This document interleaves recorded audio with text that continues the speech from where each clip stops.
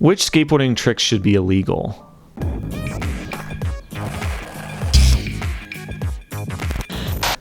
Welcome back to Rad Rat Video, a channel about skateboarding where we talk about everything in the skateboarding world, touch on as many different issues as we can.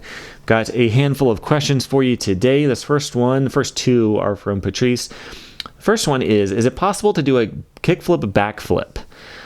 I don't think so. I could think of two different ways and one that's kind of a hack that could work. Okay, so the first way would be to do the kickflip, catch it, and then do the backflip. I don't think that could possibly be done because you would have to do the backflip kind of late. You know, like you can't start the backflip. The board's not going to stick to your feet. So you would have to, so like if you're going to go up the ramp, you'd have to do the kickflip and like hold off on starting the backflip until it's done and then catch it and pull it around with you. I don't see how that could be done. Like a kickflip McTwist can get kind of inverted, but not really. So like it's not a backflip. So I don't see that as being an option. The other one I could think of would be if the board just does a kickflip while you do a backflip. So I'm thinking of like a spine. Like if you could kickflip a spine, you know, the board goes up and then you pop, and then it would have to like front flip almost, you know, like about halfway to meet the transition on the other side. And while that's happening really slow, you can't catch it, you'd be doing a backflip and then landing on top of it. It would be pure luck and just pure guesswork to throw yourself at this backflip while the board hopefully does a kickflip and lands exactly underneath you. You can't land that far off. You have to land pretty solidly doing a backflip over a spine, right? So I don't think that's possible. Or if it's technically possible, it's very unlikely that someone will actually ever do that. But the hack that I thought of would not be a kickflip. It would be like a late hand flip. So you can do like if you're going to pop up in a boneless, you could flip the board like right off the bat, or you can pull it up in the air, clear your distance, and on the way down, you flip it quick. Like as you throw it back down to your feet, you can flip it. So you could theoretically do a backflip, be most of the way around, about to land, and then you just do that really quick flip. And so you could do a backflip and a flip, but it wouldn't be a kickflip technically. I think that one is possible. All right, your second question was, what would you do if someone told you that you can go back in time and be 10 years old again, and you can save one skill and one piece of knowledge from today?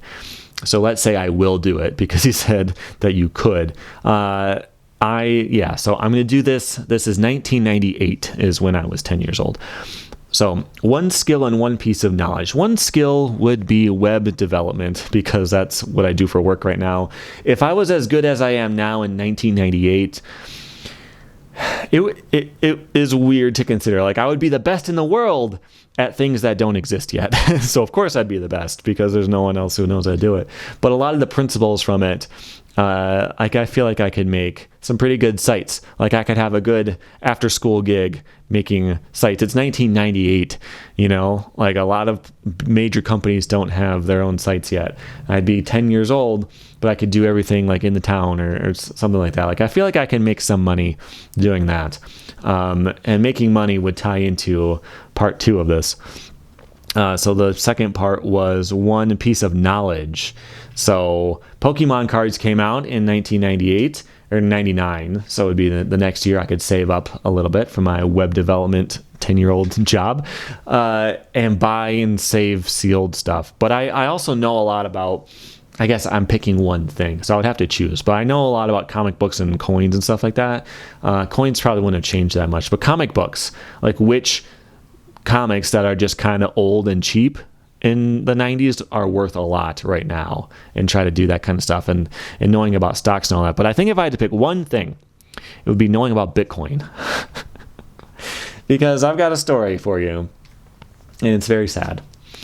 In 2010, I had this job and I was working at a company that does stuff for the Army. So my job was to do like math training courses. So if a new Army cadet, this was in England, if they didn't know their math, they would have to take this course to like catch up, right? So it was a math course. But the company also did all kinds of other crazy stuff, and everything needed to be really locked down with like encryption and all this kind of stuff. And I was getting really into that. I thought it was really interesting that I could have an encrypted hard drive on my computer that nobody could ever touch. Like it would take you 100,000 years to guess or to crack it. I thought that was really interesting, and Bitcoin was such an interesting thing. Like I could have all my money encrypted, kind of. And I was about to put $1,000 into Bitcoin in 2010, and then I lost my job. So I didn't have the expendable or the extra cash to put into Bitcoin. Bitcoin was 1/10 of a cent at the time, which means it would be worth over $6 billion today.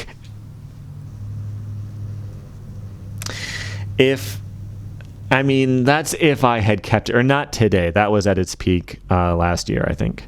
Last year, yeah.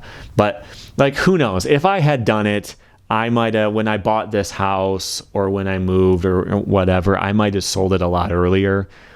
But still, $1,000 in 2010, if I waited 5 years, it would have been worth millions probably.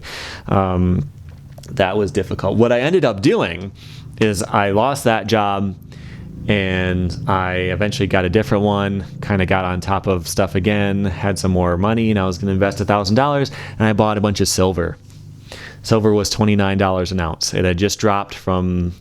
Like it dropped to the 20s again. So 29, I was like, this is the time. Bought $1,000 worth of silver. It's now worth $25 an ounce. So I have lost money on that. If that $1,000 had been spent a little bit differently. But if I could tell myself in 98, hey, buddy, I guess it's my brain being transported back in time to my own childhood body. I'm not sure. Like, write this down everywhere. Put it on your calendar to remind yourself to put it on next year's calendar, to remind yourself to put on next year's calendar. And then eventually when you have an email address, email yourself this, like, do not forget to buy all that Bitcoin in 2010. All right. The next question is from Henry, who says, when did you first start skating? It was in about 2001 or maybe 2002. I had played Tony Hawk 2 a lot.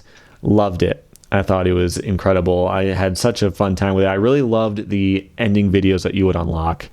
Eric Costin's was really cool, and Rodney Mullins, definitely. When I saw the stuff he was doing, I saw him do a Casper slide, and I wanted to skateboard when I saw that.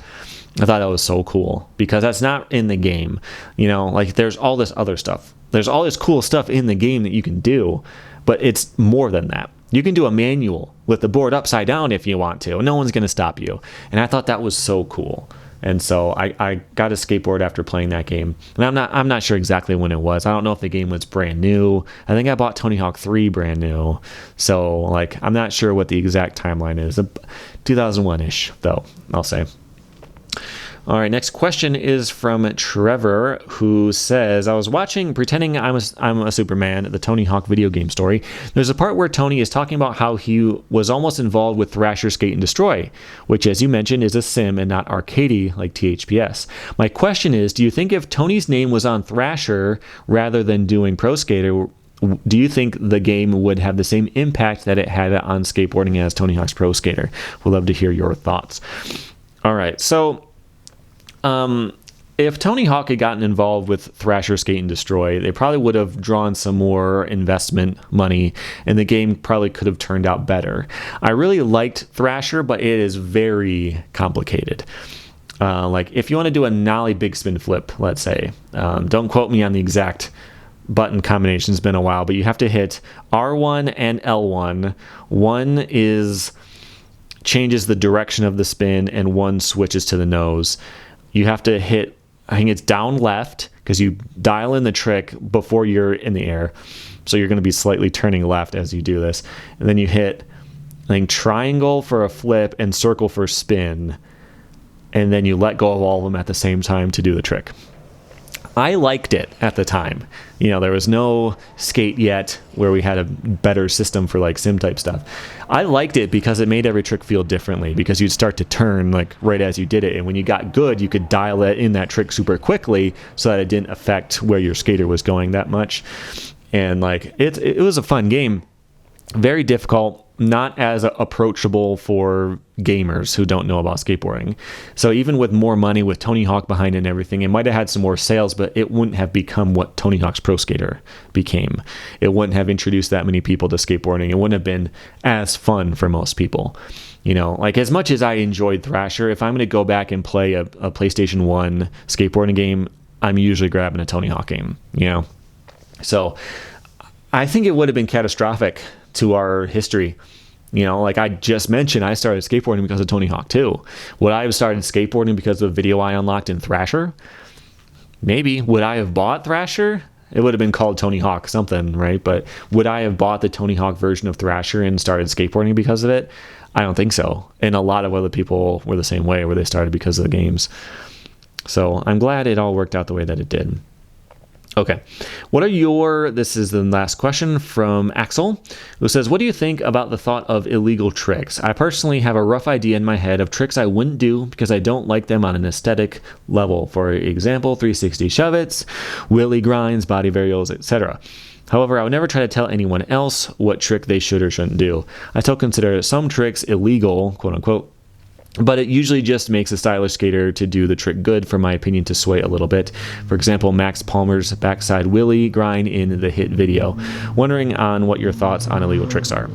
So I watched that Max Palmer's part. I didn't see that trick to show you, so I'm not sure what clip you're thinking of. But yeah, like let's say a board slide on a ledge, and I've got a clip. I'm not trying to call this person out, whoever this is. This is from a stock site. I was able to download some stock clips of skateboarding, so I'm gonna have some random tricks every now and then I can show as examples. But like a board slide on a ledge feels like an illegal trick. It's fun, and it's definitely like if you just slide the last part, because your wheels tend to slide slower, so it wants to pull you to fakie. So you either like slide in the middle, then pop out to fakie, which is fun. But if you just like kind of clip the edge of a box with a board slide, it feels cheap, it feels easy, it feels like it's not a legit trick type of thing. But it's fun, and so I don't have any problem doing it. But if you're talking about releasing a video part with this trick in it, I think that can be a different thing. Like I would never like put out a ledge board slide as a clip. Lip slide, sure, but a board slide on a ledge, no, I don't think so. If I can't do a no slide on it or a 50-50, then you're not going to see it. You know, like that's something that how I would do it. And if you disagree, that's fine. The way that you wrote your question too. But I'm not a fan of having illegal tricks or tricks that everyone agrees that you should not do.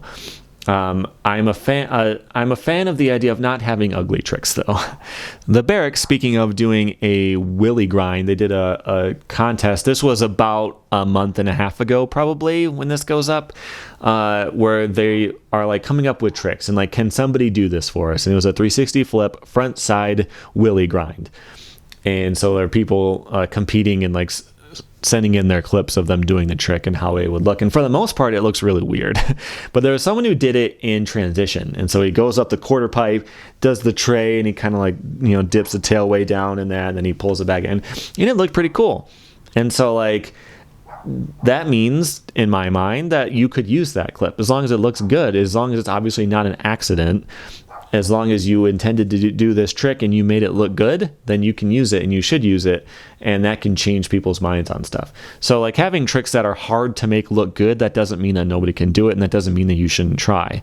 It can be fun and interesting to come up with like, you know, some kind of crazy thing that people don't like, but to do it really well. You know, like some weird flip trick that looks kind of gross to some people, but you do it into a huge bank and you land with a ton of speed. Like that could make it cool, you know? So I would agree with the way that you phrased all that. You should be able to do anything you want to do. So one of the examples is like a pop shove it on a gap. You don't often see that. If you see a pop shove it, it's usually a very beginning skater it's very rare to see a pop shove it ever done. But could you do a shove it somewhere? Like maybe in a line, your board's backwards, you're going to pop shove up some stairs before you get to this next part. Instead of doing just like an ollie up the stairs and then a quick little shove to turn around, or a hard flip or something more interesting, you'd pop shove it up some stairs in a line. That would probably be really cool and really hard. If you can make a trick that isn't all that cool become obviously difficult and have it look good and be filmed well, then yeah, I think it could definitely work. And I think it's a smart thing to do. Like it'd be better to stand out, I think. If you could do a pretty good line with standard tricks that nobody's going to be upset about, that's great. But if you mix in a weird trick or like a uncool trick but done in a good way, I think you could really like push skateboarding, you know, like you could leave your mark trying to bring something new to skateboarding that way. So I think that's kind of an interesting way to think about it. But that's it for now. If you have any questions of your own, go to radratvideo.com and you can submit them there on the homepage. You can submit them through Patreon as well if you want to sponsor me on there. You can join here on YouTube if you like the channel. You can hit the like button. You can tell your friends. You can comment on it and make sure you subscribe so you don't miss the next one. That's it for now. Thanks for hanging out.